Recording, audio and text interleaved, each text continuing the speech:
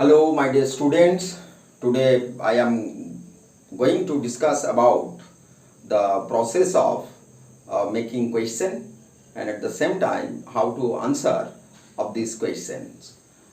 কি করে কোয়েশ্চেন তৈরি করতে হয় এবং কোয়েশ্চেনে আনসার দিতে হয় সেই প্রসেসটাই যাব। যদিও আজকের মেন আলোচনার বিষয় হচ্ছে যে কি করে আনসারটা লিখতে হয়, কারণ এই কোয়েশ্চেন এবং আনসার এটা নিয়েই আমাদের জীবন। যে কোনো ল্যাঙ্গুয়েজে আমরা কিন্তু সবই কোয়েশ্চেন আনসার, আমরা প্রতিদিন চলি, কেউ কিছু প্রশ্ন করে এবং আরেকজনকে তার উত্তর দিতে হয়। তো ইংলিশ ল্যাঙ্গুয়েজ যেহেতু আমরা শিখছি, কাজে তার কোয়েশ্চেন আনসার প্রসেসটা জানা উচিত। ডাইরেক্ট কোয়েশ্চেন আনসারে চলে আসি। দেখো এখানে কোয়েশ্চেন আনসার ফার্স্ট একটা কোয়েশ্চেন লেখা আছে, ডু ইউ লাইক টি। এটা একটা কোয়েশ্চেন। তো এই প্রসঙ্গে বলি যে do you like tea, that means তুমি কি চা পছন্দ করো বা খাওয়াটাও, এরকম একটা ব্যাপার।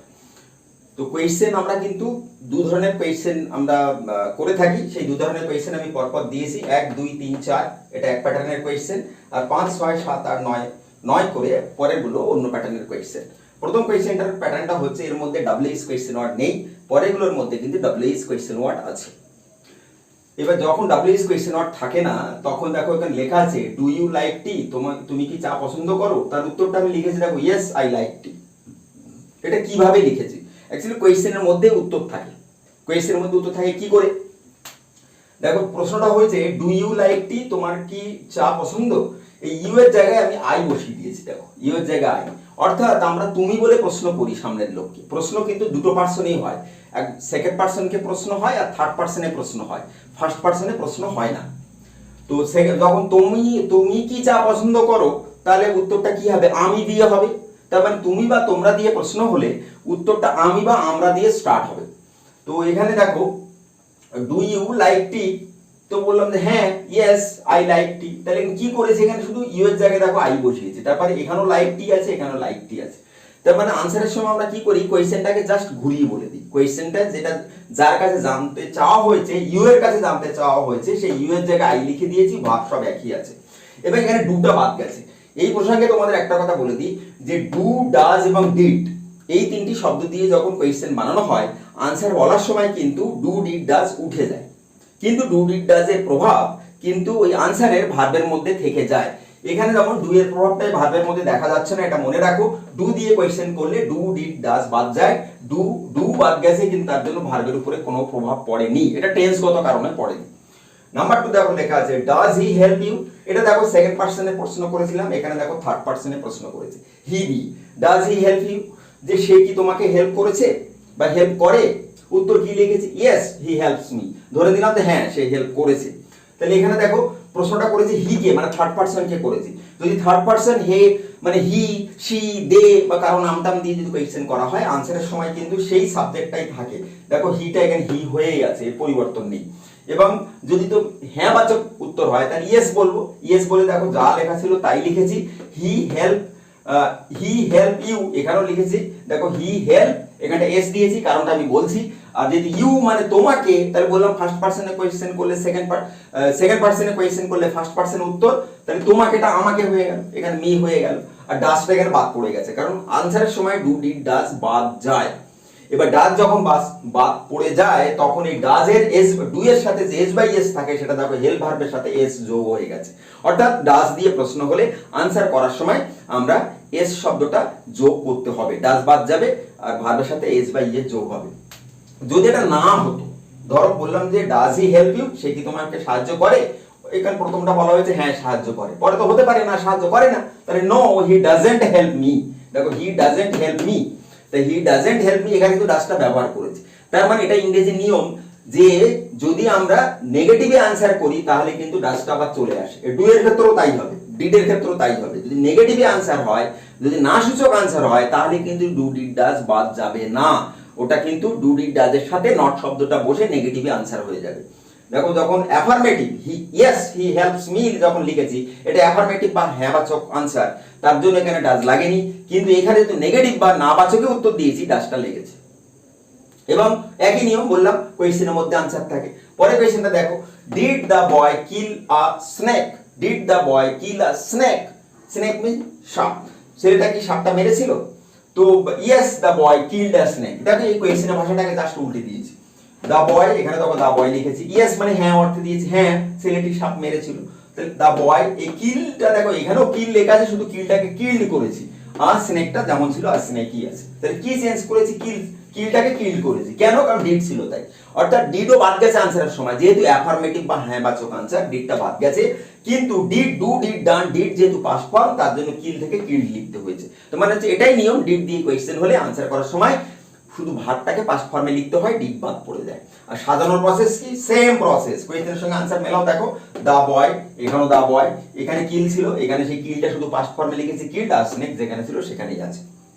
পরে দেখো স্যার একটা ইজ শি কলিং হিম, আর দেখো ডু ডিড ডাজ এই তিন রকম ব্যবহৃত হয়, এটা একটা বিশেষ প্যাটার্ন, এটা হলে যে কাজটা বললাম এটা করতে হয়। ডিড দা, এটা হয়ে গেল। 4 নম্বরে ইজ শি কলিং হিম, মানে সে কি তাকে ডাকছিল বা ডাকছে, সে কি তাকে ডাকছে। তো no she is not calling him, কি করেছি দেখো, ধরো এটা ইয়েসও করতে পারতাম, তাহলে নটটা দিতাম না, ইয়েস করলে আমরা নট দিই না, তাহলে নটটা দিতাম না, সিম্পল ব্যাপার। যে ইয়েস শি কলিং হিম বা no she is not calling him, তাহলে দেখো এখানে আনসারটার সঙ্গে এই কোয়েশ্চেনের সঙ্গে আনসারটা মেলাও। এখানে তো নোটা না শব্দের জন্য দিয়েছি, তারপর দেখো শি, এই যে শি ইজ নট, এবার কোয়েশ্চেন, এটা কোয়েশ্চেন বলেই কিন্তু এখানে ইজটা শি এর আগে চলে এসেছে। এবার যখন আমি আনসার করব তখন কিন্তু ইজ এই হেল্পিং ভার্বটা শি ভার্বে, শি সাবজেক্টের পরে চলে যাবে, অর্থাৎ শি ইজ কলিং। দেখো শি ইজ, এই যে কলিং আছে, আর আনসারটা যেহেতু নেগেটিভে হয়েছে তাই কিন্তু এখানে নট দিয়ে দিয়েছি। এখানে কিন্তু ইজ বাদ যাচ্ছে না, তার মানে আনসারের সময় যদি অ্যাফার্মেটিভ আনসার হয় তখন ডু ডিড ডাজ বাদ যায়, কিন্তু অন্য আর কোনো ক্ষেত্রেই কিন্তু তার হেল্পিং ভার্ব, মানে যাকে আগে তুলে এই যে ইজ বা হ্যাভ হ্যাজ বা শ্যাল উইল ইত্যাদি যখন আমরা আগে তুলে কোয়েশ্চেন বানাই আনসার করার সময় কিন্তু এরা কেউই বাদ যায় না, সে নেগেটিভ হোক বা অ্যাফার্মেটিভে হোক, কেউ বাদ যায় না। তাই লিখেছি no she is not calling him, যে এখানে দেখো নটটা দিয়েছি না, যদি হ্যাঁ বাচক বলতাম তাহলে বলতাম যে ইয়েস শি ইজ কলিং হিম, তাই নটটা দিতাম না, ইয়েস শি ইজ কলিং হিম।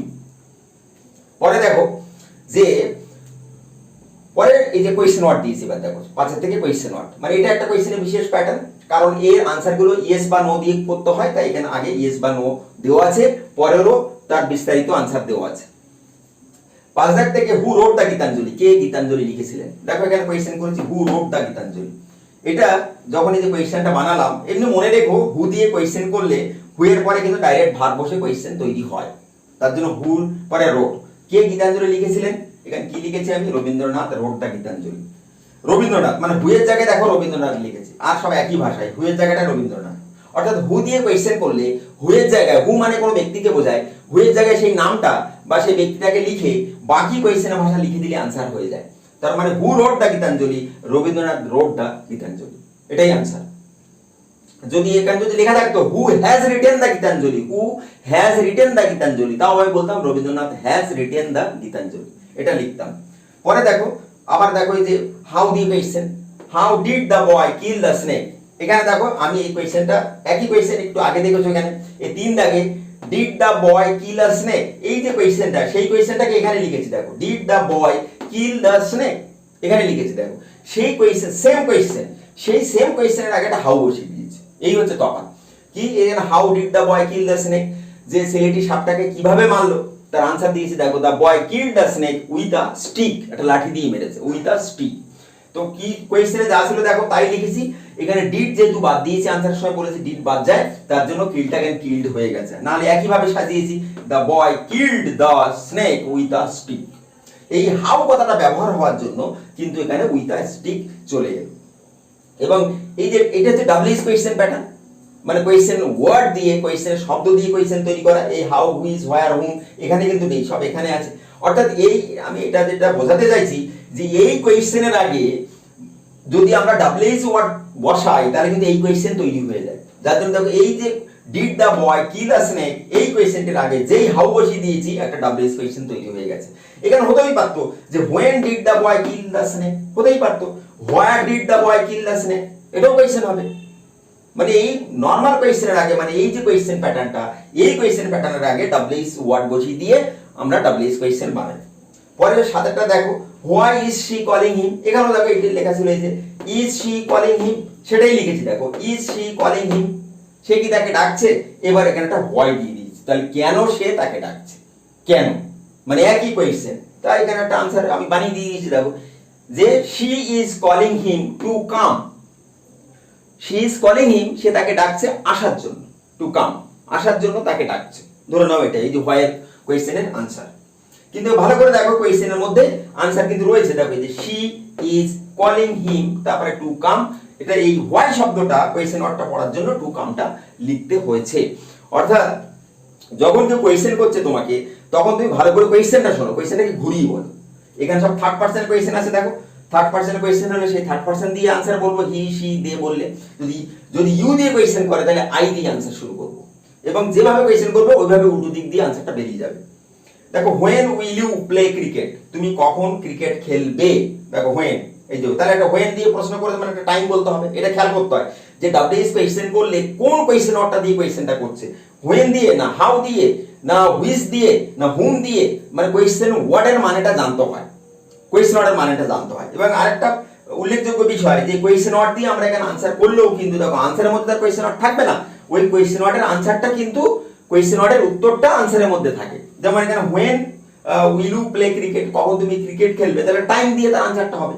বাকি শব্দটা একই হবে, যে ইউ দিয়ে কোয়েশ্চেন করে তাহলে আই দিয়ে স্টার্ট হবে, দেখো আই, আর ইউ এর জন্য উইল বসে, আই এর পরে উইল বসে না, আই এর পরে শ্যাল বসে, তাই আই শ্যাল প্লে ক্রিকেট। এখানে দেখো যে কিউটাকে আই করেছি আর কোয়েশ্চেন বলে উইলটা আগে আছে, তাহলে উইলটা শ্যাল হয়ে ইউ এর পরে চলে গেল, অর্থাৎ এখানে হয়ে গেল আই, তাহলে আই শ্যাল, তাহলে আই শ্যাল প্লে ক্রিকেট। এবার একটা টাইম ধরো ইন দ্য আফটারনুন বা ইন দ্য মর্নিং, ধরো এই যে আফটারনুন লিখে দিয়েছি, ইন দ্য আফটারনুন বা শুধু আফটারনুন লিখলেও হয়। পরে ধরো which boy can jump the highest, এখানে একটা অন্য ধরনের একটা হেল্পিং ভার্ব দিয়েছি, ক্যান, একটা মডাল দিয়েছি, যে কোন বয়টা, কোন ছেলেটি সব থেকে বেশি লাফাতে পারে, কোন ছেলেটি সব থেকে বেশি বা উপরে লাফ কাটতে পারে। তো ধরো তার নাম রবিন, তো Robin can jump the highest, আমার একটা জায়গা নেই লিখতে পারিনি আর, যে ধরো এই যে হুইচ বয় মানে কোন ছেলেটি, যে কোন ছেলেটি, তাহলে পার্টিকুলার ছেলেটা বলতে হবে, তার নাম বলতে হবে, তাহলে বা বলতে পারি দ্যাট বয় বা টল বয়, এরকম একটা ফ্যাট বয়, কিছু একটা তো বলতে হবে, যে যেহেতু বলেছে কোন ছেলেটি, তাহলে এখানে লিখেছি আমি Robin, Robin can jump the highest. তাহলে এইভাবে কোয়েশ্চেন আনসার হয়। আর অনেকগুলো কোয়েশ্চেন আমি সেট করে দিয়েছি, তার আনসারও দিয়েছি, যে নিয়মগুলো তোমাদের বললাম সেই নিয়মগুলো লিখে দিয়েছি, স্ক্রিনে পরপর দেখো, এবং এগুলো একটু মেলাতে হবে। Why we have to similarise this two pattern, কেন এটাকে সিমিলারাইজ করতে হয়, মিলিয়ে দেখতে হয়, তার কারণটা হচ্ছে যে কোয়েশ্চেন আনসার ছাড়া চলে না। আমরা যে কোনো ভাষায় প্রতি মুহূর্তে কেউ না কেউ প্রশ্ন করে, আমি তার উত্তর দিই, বা সে প্রশ্ন করে আমাকে উত্তর দিতে হয়, এইভাবে কিন্তু ভাষাটা চলে। ভাষাটা পুরো দাঁড়িয়ে আছে কোয়েশ্চেন এবং আনসারের উপরে।